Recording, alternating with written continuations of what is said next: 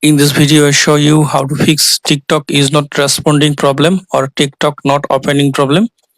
For solving this problem, go to Play Store. Now tap on search. Now search for TikTok. Tap on TikTok. Up to date your TikTok app if available any update version. Now go to home screen, then go to settings, then go to apps, then go to see all apps. Now search for TikTok.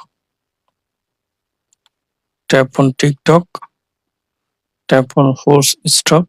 Tap on OK. Tap on storage and cache. Clear storage and tap on delete. Now tap on permission. Allow all permission one by one.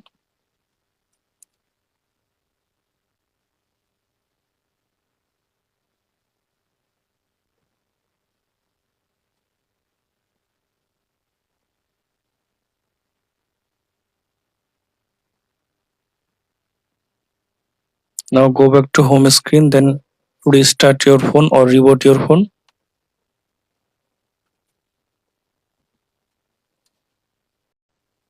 After restart your phone, now open TikTok app.